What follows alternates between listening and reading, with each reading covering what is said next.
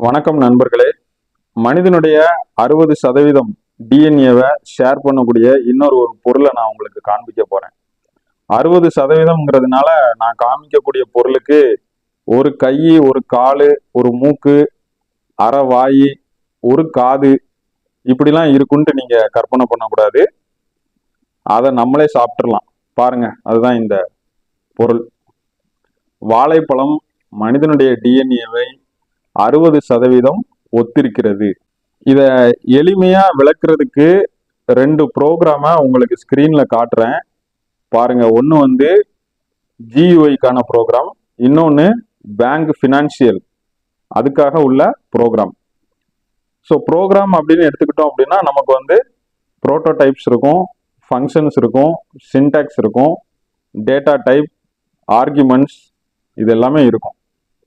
வேற வேற ப்ரோக்ராமுக்கு நம்ம காமனா உள்ள இந்த சின்டாக்ஸ் யூஸ் பண்ணுவோம், ஃபங்க்ஷன்ஸ் யூஸ் பண்ணுவோம், ஆர்குமெண்ட்ஸ், டேட்டா டைப் இதெல்லாம் யூஸ் பண்ணுவோம். ஸோ இது மாதிரி தான் டிஎன்ஏல இருக்கிற கோடுகளை வாழைப்பழத்துக்கும் மனிதனுக்கும் கம்பேர் பண்ணி 60% என்று பரிணாம வளர்ச்சி கோட்பாட்டாளர்கள் சொல்கின்றனர். பாருங்க, ஒரு புரோகிராமர் எப்படி ஒரு சில காரியங்களை வைத்துக்கொண்டு வேற வேற தகவல்களை பரிமாறுவதற்கோ அல்லது செயல்களை செய்வதற்கு வேற வேற மாதிரி ப்ரோக்ராமிங் டெவலப் பண்றாங்களோ, அது மாதிரி தான் கடவுள் ஒவ்வொன்றுக்கும் உயிரையும் அது இயங்கக்கூடிய விதிகளையும் டிஎன்ஏ மூலமா வச்சிருக்காரு.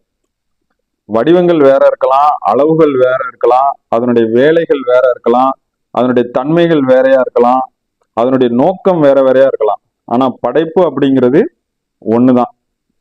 பார்க்கிறதற்கு சாதாரண இந்த பழம் மனிதன்கிட்ட இருக்கிற 60% டிஎன்ஏ ஒத்து போகுது. தலைமுறையா டிஎன்ஏ கோடு ஒவ்வொரு உயிரினத்திற்கும் கடத்தப்படுது அப்படின்னு சொன்னா, ஒரே ஒரு செல் உயிரிடம் இருந்து இந்த உலகத்துல இருக்கிற அனைத்தும் படைக்கப்பட்டதா, அல்லது பல கோடி உயிரினங்களிடம் இருந்து வேற வேற வகையில இந்த டிஎன்ஏ காப்பிங் நடந்ததா என்கிற ஒரே ஒரு கேள்விதான். இன்னைக்கு மனிதனை கடவுள் உண்டாக்குறாருன்னு நாங்க சொல்றோம், விலங்குகளை உண்டாக்குறாருன்னு சொல்றோம், பழங்களை உண்டாக்குறாருன்னு சொல்றோம், நீர்வாழ் ஜந்துக்களை உருவாக்குறாருன்னு சொல்றோம், பறவைகளை உருவாக்குறாருன்னு சொல்றோம். எல்லா விலங்குகளும், தாவரங்களும், சின்ன சின்ன உயிரினங்களும் இது மாதிரியே மனிதனுடைய டிஎன்ஏவை, அதனுடைய தகவல்களை, பொதுவான தன்மைகளை ஒரு சில சதவீதங்களிலே பெற்று இருக்கின்றன. 98% பெற்று இருக்கின்றன.